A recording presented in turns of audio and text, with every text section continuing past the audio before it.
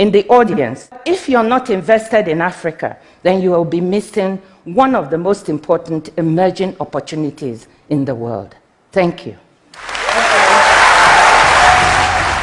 Ngozi Okonjo Iweala has a knack for making people listen. That's why Forbes and Time magazine listed her as one of the world's most powerful and influential people. A renowned economist, her thoughts and opinions are widely sought after. Even Twitter sent her a request to join its board. On the global stage, she's a veritable rock star, and other rock stars seem to agree.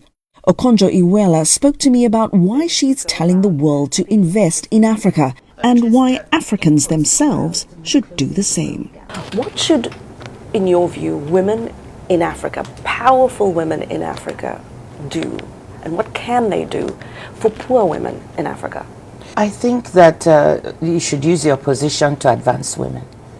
And it took me some time to realize, because I've always been interested in how can I help, what can I do to materially change the position of women, even when I was at the World Bank, looking at it from a policy level. But when I was finance minister the first time, I think I was so concentrated on doing a good job professionally, doing the debt relief for my country that, cut out 30 billion in debt, all that I didn't really focus on, okay, how can I use this position of finance minister to really advance women? The second time around, I realized, my God, I have an instrument. Instead of talking about it and asking others, I can do something. I could do it because the President Goodluck Jonathan, was very supportive of women. I said to him and to my colleagues, ministers that would volunteer to get additional results that would improve the lives of women, they will get extra budget. Mr. President, will you support me on that? He said yes. The Minister of Health wanted to do additional work that would benefit women suffering from fistula. He was able to get more resources to do that. Minister of Communication Technology wanted to help girls access more skills in school from technology, more budget. So I suddenly woke up, and just to give you one example, there was another program supporting women entrepreneurs. I just realized, just do it. Get the support. Use the place you are to advance women. Don't wait. Some of the best people to invest in on the continent are the women.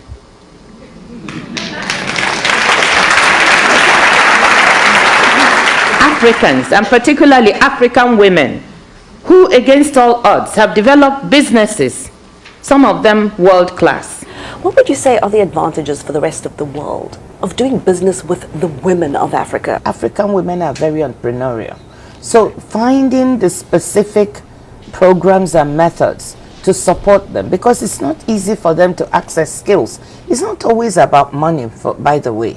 Sometimes they need the expertise and the skills, to get their business to the next level, to leave the small level and jump. And sometimes they're at the middle level, they want to jump to a bigger level. How do they do it? So getting them the advice on, some of them are very successful but don't know how to manage success, so they can really scale. So how do you get them that knowledge? And we thought that peer to peer, you could look at businesses, men and women who'd already succeeded in, and use them, gather them together so they can form a kind of mentoring group for those who have not succeeded. Okay, access, the inevitable access to finance. When I was in government, there was a program called You Win, Youth Enterprise with Innovation. And the idea was people 40 and below, let's support them to register their businesses, give them the technical capacity, introduce them to banks. We took 2,000 entrants who had to write a business plan, by the way. And we noticed that women own 50% of enterprises, but only 17% of applications are women. Something is not right. We have to target women. So we did one program for women just to start. We saw some of them did not have computers access. There were many things and we solved them. We got 2,000 women. They were creating an average of 6 jobs per enterprise. So it can be done. I have heard you talk about your optimism about young people and your faith that they will take the continent in the right direction. Where, in which countries and regions do you see a groundswell of next generation leaders ready to take the reins? There is no country I've been to I've not met the most talented, young people, men and women, who are ready to lead. They are so well educated now. They are also so technology savvy. So they are not as left behind as they used to be. That's why I'm optimistic. But the question to them is, this leadership, I don't think from what I've seen in my life and career, someone is going to come and hand it to you. If you fall into it, they will even try to take it away from you if you're trying to really do something positive.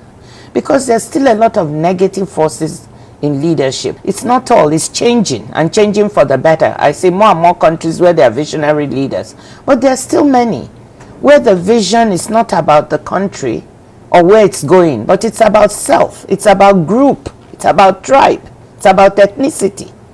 We have to rise above that, and it's the young people who can do it. What would your advice be to the next generation of young leaders? What mistakes would you say they should not repeat? I think they should not repeat the mistakes of, they should rise above self. And remember, our continent started with a lot of visionary leaders who fired us up in the 1960s and 70s, and we were so proud. And then something happened in between, and we lost it. Now it's about how Africa can be strong, integrated as a whole, and then, sort of facing off against the world. How Africa can be strong, seizing the technology challenge, and saying we have bright young people who can even make this work for us. So that's what the advice I have for them. Don't go back to the narrow vision. Go to the big vision of what your country can be, and not just your country, but what the continent can be. If things don't work, act. But act positively, not destructively. You need to act to make your country better.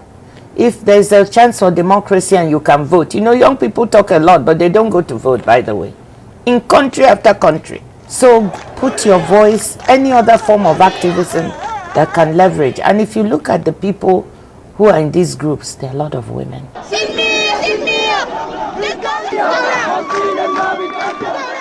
So women are also saying, we want change.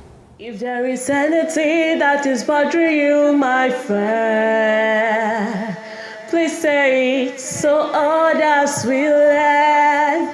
Bring it to true dreams with levity, and God will be your strength.